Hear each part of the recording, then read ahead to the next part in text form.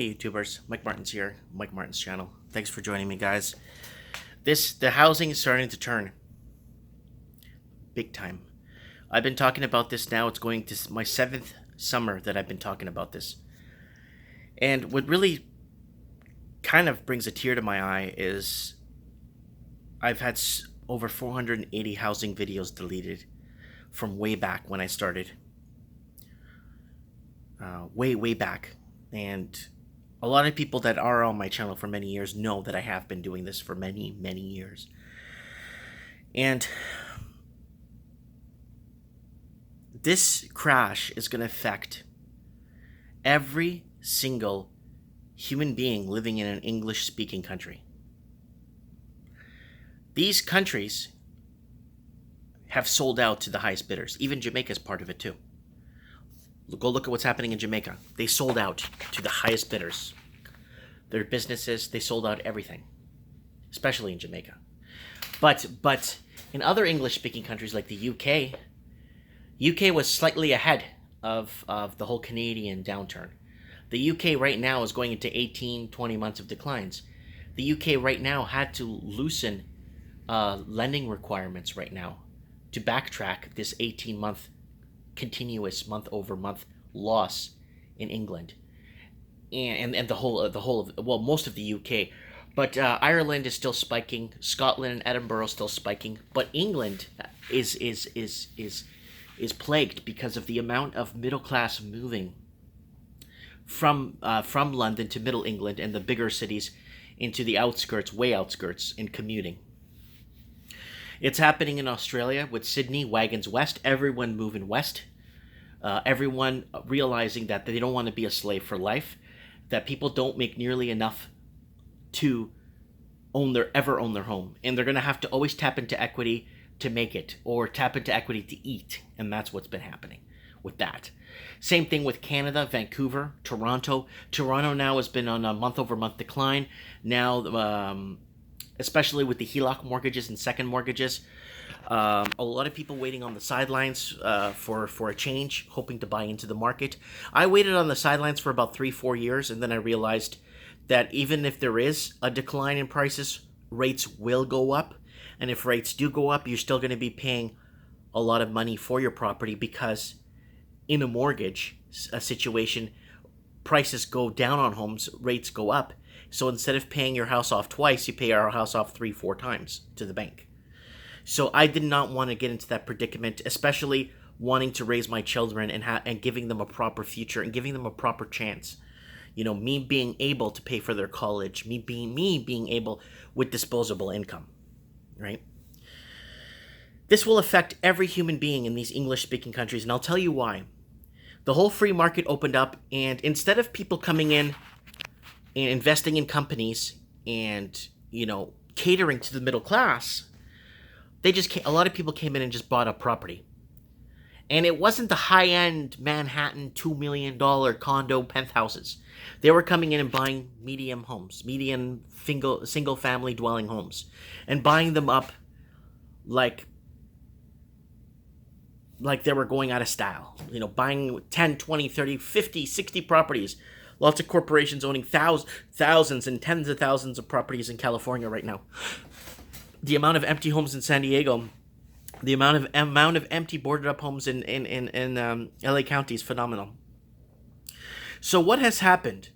This has created it triggered an anomaly that has affected people into moving intermigration within their own country.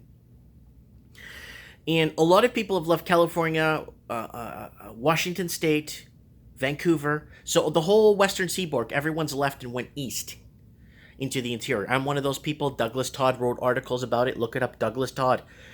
People leaving, whites leaving Vancouver. And that tells you the demographic of people that are leaving. You know?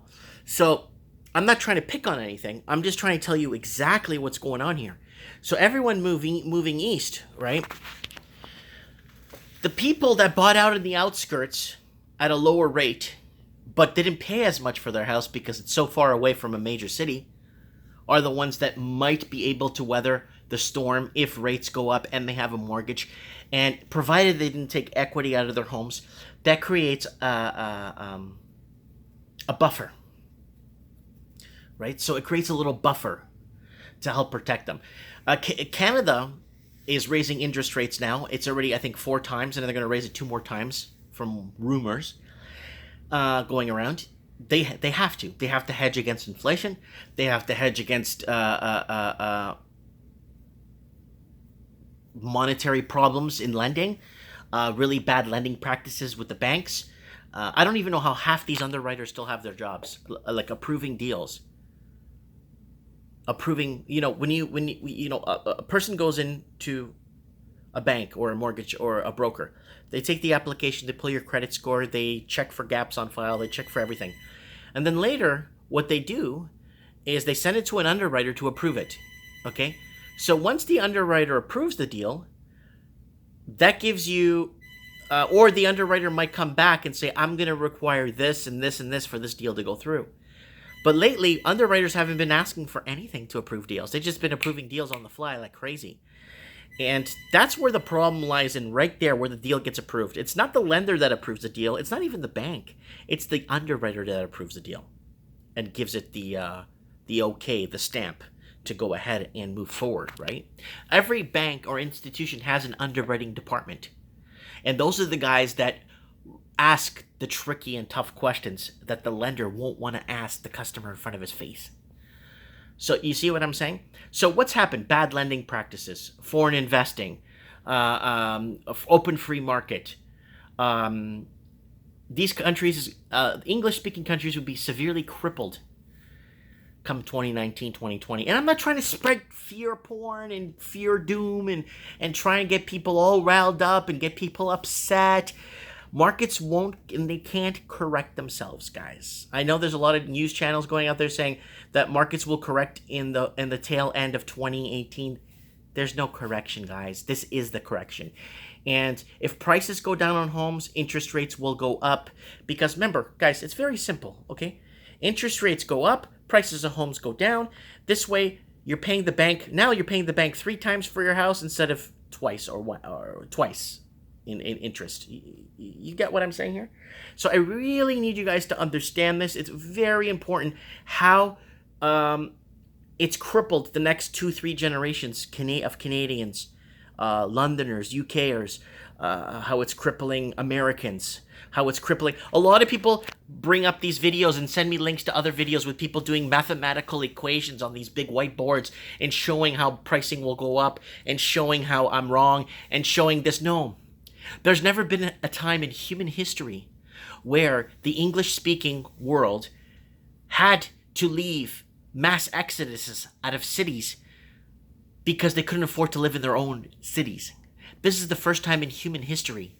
In 2017, 2018, that happened in the US and brought a downfall, kind of a global crisis.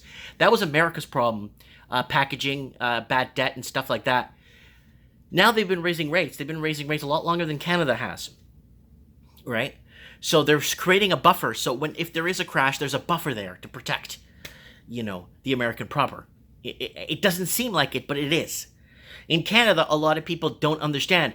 Raising interest rate is protecting the Canadian proper and the Canadian proper's future. A lot of people don't look that far ahead. So this is not looking good, guys, as a whole right now. The way things are being thrown together, if you want to say it that way, it's not looking good. I just wanted to put this out there. I really wanted to make this really clear to you guys. A lot of people are sending me links to videos and articles that the housing market will correct itself. It can't. Rates go up, housing goes down. It's plain and simple. Rates in your bank account start going up. You start making money now on your bank account. If the bank doesn't charge you any interest when they lend you the money, hey, guess what? They don't pay you any interest on your savings. So I have a feeling things are going to change. I want to know what you guys think. I really want to know what you guys think in the comments below. This is going to affect the middle class, the working poor, the homeless, everybody that's even renting. This is the biggest thing in human history in English-speaking countries that is non-warfare, that has held people back from getting married, held people back from starting a family, held people back from taking a job because they couldn't afford rent in that area, held people back from losing a job because they couldn't afford to live in that area. This is such a crippling effect right now that this is the summer right now, 2018, we're in 2018 summer. This is the summer of the crippling Canadian blame game. And it's going on in the UK, it's going on in Australia. Now, Australia is going to raise rates 2 times. I'm predicting two rate hikes this year in Australia, and I'm predicting 4 more next year. There has to be. There's no way. Unless Australia and Canada, I'll give you an example. Unless Canada could create 800,000, not the government, private sector jobs, good taxable private sector jobs to tax the employees, okay? If it's a public sector and it's government, we're still paying for them and their taxes that come out are still our money anyway. If it's private sector jobs, and let's say Canada creates 800,000 private sector jobs, then we don't have to raise it. I think then maybe we wouldn't have to raise interest rates.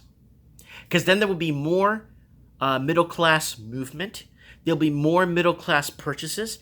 There'll be more middle class exchanges. And there'll be obviously more production. And then there'll be obviously more exports. And it all ties into the big picture. Let me know what you guys think. Comment below. Let me see who called me there. Thanks for watching. Mike Martin's here. Mike Martin's channel.